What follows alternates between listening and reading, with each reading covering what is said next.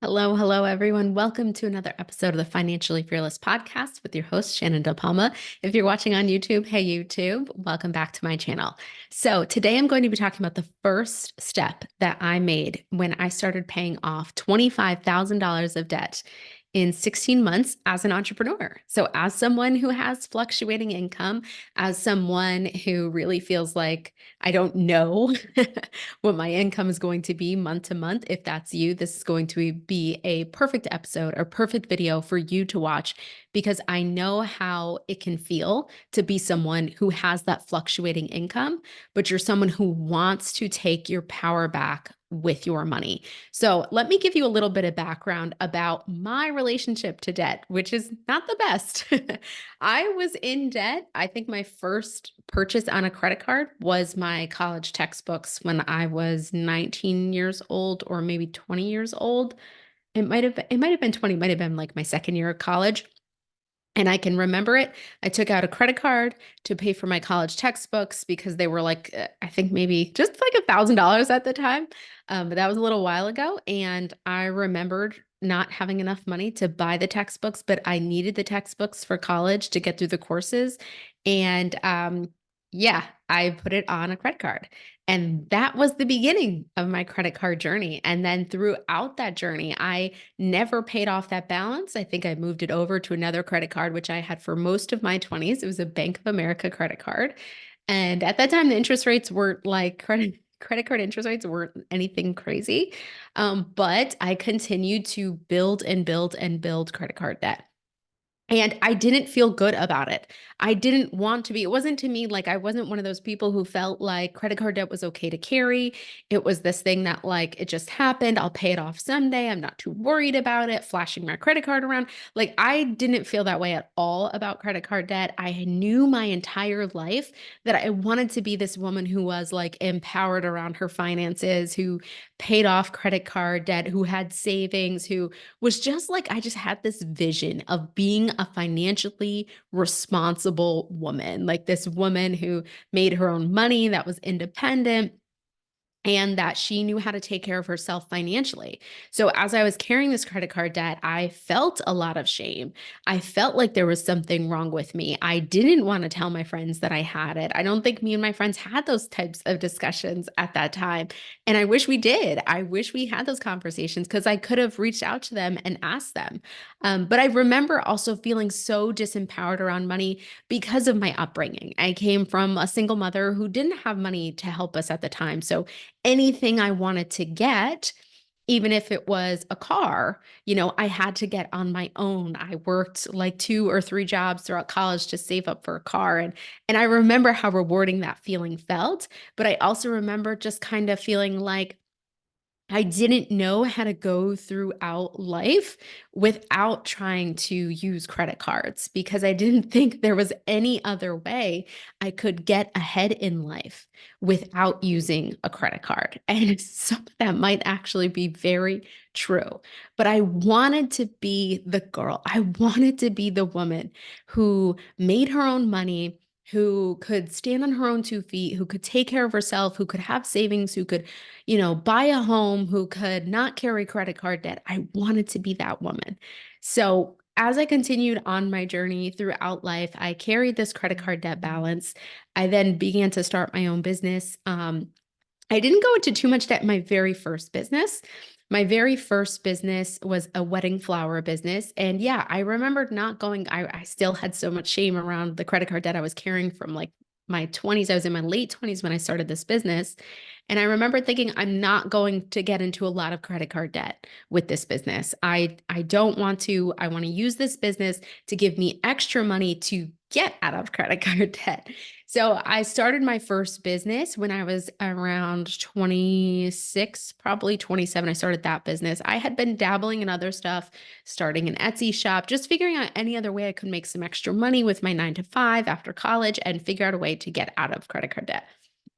I started that business. I built it up, got up to like a good number of weddings. And then I was like, this business is a lot of work. And I sold that business. I was like, I'm done with doing weddings.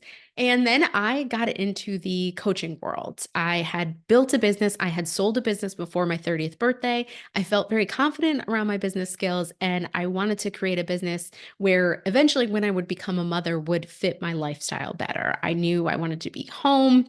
I wanted to have flexibility. So I looked into the coaching world and got into the coaching business. I started making investments. I did start using my credit card more. I remembered my personal credit card then at the time creeping up when I was probably 30, maybe 30 or 31, creeping up to around $17,000. And I remember that feeling like so scary and suffocating and confusing. And then I ended up going on to hit my first six-figure year as a coach. And that was very exciting. At that time, then I had also started a business credit card. I had got that up to like 10,000. It might have been like 9,500. My personal credit card was still the same. It was still around like 17,000. Um, oh no. My personal credit card had that creeped up to 25. I ended up paying off my business credit card. I ended up, all these numbers get a little fuzzy because I didn't keep super track of them. But anyways, the true story is that like I ended up when I started my journey of paying off credit card debt, I had around $25,000 of credit card debt to pay off at that time. But I want to revisit that six-figure year because that six-figure year was the year I made the most amount of money in my life. Now, six figures at that time, it was around 2018. So I was living off, I think I was able to pay myself that year after taxes, after expenses. I paid myself like a pretty good salary. It was probably anywhere from 50 to 60,000. 50 to 60,000 relative to my expenses in 2018 was like nothing. My husband had a good job. He was able to pay for our mortgage, and I just paid for the supplemental things around our house. And so 50 to $60,000 when my expenses were honestly my personal expenses, I'm going to guess here, they were probably around maybe like $800 a month. I wasn't paying the mortgage. I was just paying for like groceries, cell phone bill, just those things.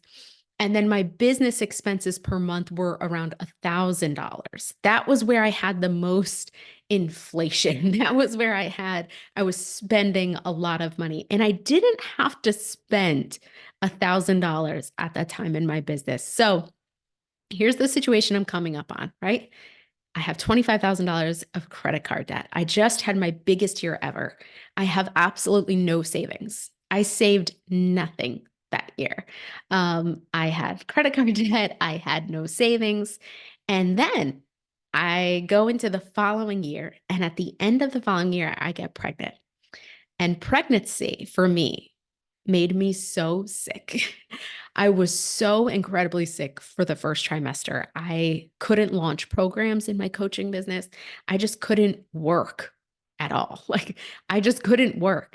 And this was the first time I realized how I had been giving so much of my power away with money. I realized, wow, I really, even when I got to a place where I felt like I had, grown so much in my relationship to money. I was charging $10,000 for my coaching offers. I was having $30,000 launches. I had these big months, and I even had one month I made like $15,000 cash. And the profit even on it was incredible. It was like $13,000. You ask me today what I did with $13,000 cash that I took, paid my expenses, paid my taxes, and was able to still walk away with something around like 13,000 or maybe 12. I'm not perfect with the numbers here, but a good amount of money. And I can tell you, I don't know. I don't know. I didn't put it to my credit card debt because I was still carrying it. I didn't save it. I had no idea where it was going. And I look back on those times and I see now so clearly what I was doing, like with my relationship to money. I was just giving all of my power away. I kept saying, like, I'll pay off my credit card debt when I have a big launch. I'll pay off my credit card debt when I, sign the next client. I'll pay off my credit card debt when this funnel starts working. I'll pay off my credit card debt like when this and this and this. So see, in my mind at the time, everything was, I will do this thing after I have hit this other thing. It was acting, I truly was just giving all of my power away and thinking like, I can't pay off my debt yet. I can't save money yet because of this and this and this thing. Instead of when I then got pregnant with my daughter, then right after I gave birth to her, that was where I had this big switch. This was where the 16 months started. That was month one. When I gave birth to my daughter, I said, there's no way I'm having a daughter and I'm having a baby in this world. And I myself am carrying debt. Like no longer, it stops right now. And what I decided was that I will figure out whatever I have with whatever I have, whatever my expenses are, I'm going to figure this out and I am going to pay off my credit card debt. I'm going to figure it out. I'm going to put the power back into my hands and realize that with whatever money I make, with whatever how it happens, I'm going to figure it out and I am going to pay off my credit card debt. And whatever amount of money I make this month is going to be enough because this is what I want to do. I can very clearly see how obvious it was during those times and even during my 20s that I was just constantly just saying like, it's not enough. I don't have the resources. I can't do it yet, right? Like just really stuck in that place of I have no choice, which means I have no power. And that was the biggest mindset shift was I have a choice. I have a choice to stay in debt. I have a choice to pay off debt. I have a choice to take control of my money. I have a choice to decide that this is a goal I want and this is what I'm going to hit. And I remember that the powerless feeling is when you feel like there are no choices. There's nothing I can do, right? And I can even see glimpses of how I had some of those shifts just throughout my 20s. Like when I bought my first car, I decided, okay, I don't have a parent who can help me buy a car. I don't have, resources available to me to help me figure out this whole like get a car type of thing, right? I have to figure this out on my own. I have to save up my own money to figure this out. Okay, I'm going to figure this out. This is my choice. This is my choice to buy a car. I'm choosing to buy a car. I will get a car, right? And then I ended up working like 3 jobs and saving up money and bumming off rides off friends and walking to work and doing whatever I could to figure it out, to like get the car, because I knew the car would lead me to better things if I could get a car. So I can see that there was a little, that was when I took some power back with money. When I started, raising my rates in my coaching business, when someone told me I was undercharging and she couldn't believe I was only charging that much for how much, I was like, yeah, she's right. Time for me to take my power back. Time for me to make a choice to raise my rates. Time for me to make a choice that I deserve more. And then when I had my daughter, that was another big shift of, okay, time for me to take my power back. I have a choice here. I have a choice here to stay in debt. I have a choice here to get out of debt. I have a choice. I have a choice to choose how I'm spending my money. I have a choice to choose how I'm saving my money. I have a choice here. And I get to choose today what I'm going to do with my money and how I'm going to go further with my money. And I realized that that was where it all began and it all started, was realizing that there was a choice to be made. So for you, if it could even just be something as small and as subtle as I have a choice today to choose what I'm going to do with my money. I have a choice today to choose where I want to put my money. I have a choice today to listen to this podcast about money, even though I feel uncomfortable with my money situation, even though I feel shame and even though I feel guilt. I'm going to choose today to listen to Shannon's podcast or watch her YouTube video because I need to feel power again with money. I feel very powerless with money. And I want to acknowledge here that as I am talking and recording this podcast and this YouTube video, that we are in a time where inflation is rampant. Things are so freaking expensive. And it can really feel very tight nowadays for people with money. And I can feel that. I know that. I need to acknowledge that as someone who talks about finances and talks about money. That needs to be acknowledged. And I need to say to you, like, I know how hard it is right now. I empathize with you. It is hard. But is there any choice you have today? Is there any choice you have today at all about money? Is there a choice you have? Is there a pay raise you can ask for? Is there, asking for a lower credit card interest rate? Is there a choice you have? Can you move to a 0% interest credit card? Can you, call up the place that you get your internet from and ask for a different rate? Can you cancel the subscription over here because you want to start putting that money towards debt? Is there a choice? Just like the choice for you today could just be opening up your checking account balance and looking at it. The choice for you today could be, okay, I have a choice today. I'm going to sit down with my money. I'm going to get really clear on where my money is going. And that's the choice I'm going to make today. But is there something you can do today that can just put the power back from it's out here, I can't do anything about my money because of this and this and this and this, to I have a choice today to make that can empower myself to change my relationship to money, that can get me to start seeing I can pay off debt if I change my money. I can pay off debt if I change the way I'm thinking about money. I can pay off debt if I decide that I'm going to start getting clear with my money. I'm going to start using my favorite software, You Need a Budget. That also helped me pay off $25,000 of debt and save 6 months of expenses. I also did that too. I'll touch on that in my next episode. But is there a choice you can make today with money? A small, simple, subtle choice. Is there a big choice you can make? Something is there for you. It's there. But the more we tend to say, I can't fix this problem until this thing outside of me happens, that's when we start giving our power away. I hope you enjoyed this episode today. I will be back with another episode, which I'm calling part 2 of how I paid off $25,000 of debt in 16 months as an entrepreneur. And I'm going to be diving into saving money, why I saved money before I paid off debt.